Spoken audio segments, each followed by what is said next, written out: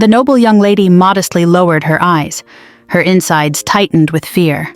First, girls are raised in modesty and obedience, taught to fear God and sin, and yet they are forced to perform this act in front of an audience. In past centuries, the nobler the bride and groom, the more ceremonial the consummation of their marriage. Most often it took place before high-ranking witnesses, so that no one could question the legality of the union or attempt to annul it. Some accounts of such first wedding nights have survived to this day.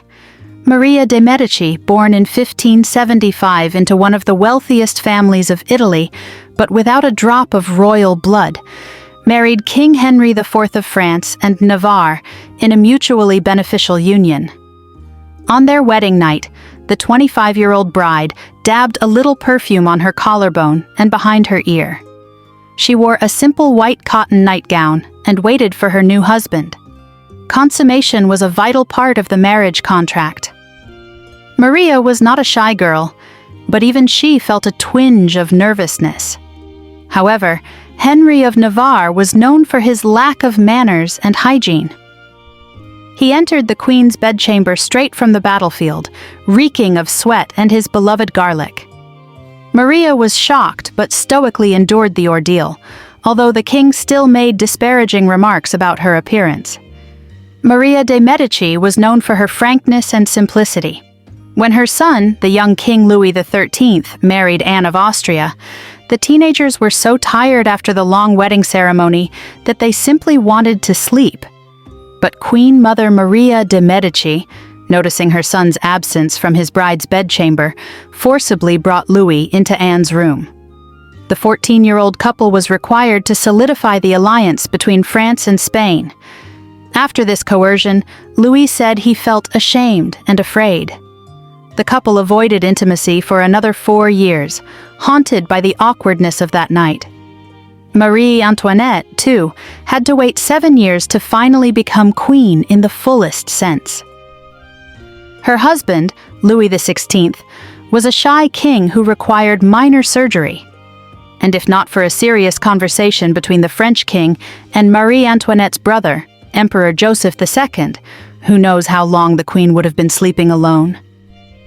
King Henry VIII spoke unfavorably of his wife Anne of Cleves, claiming their marriage was never consummated because he found her physically unattractive. In the Middle Ages, divorce was nearly impossible. But there were a few loopholes.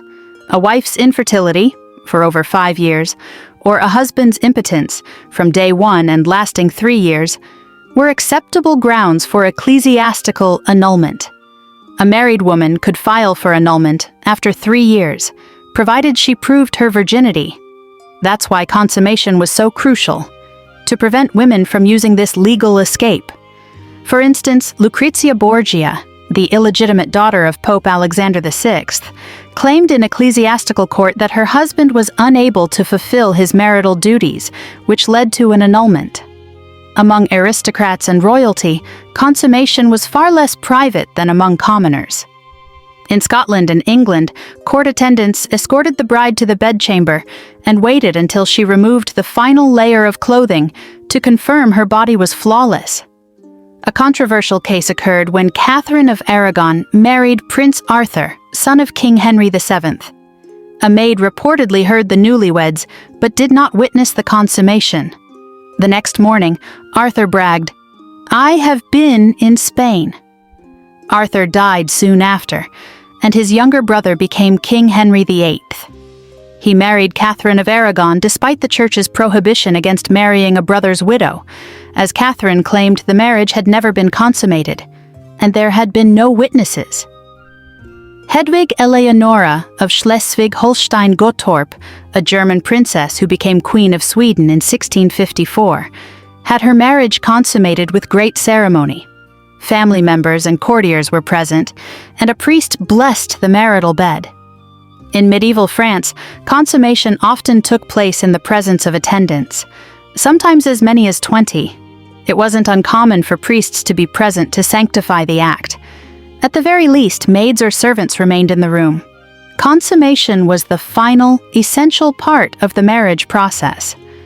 Only after confirming this act were the spouses fully considered husband and wife.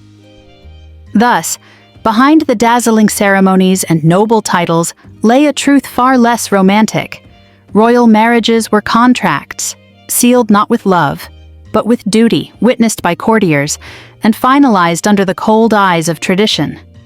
For many princesses, the wedding night was not a private joy, but a public performance in which they played their part, not as lovers but as pawns of politics and heirs to empires.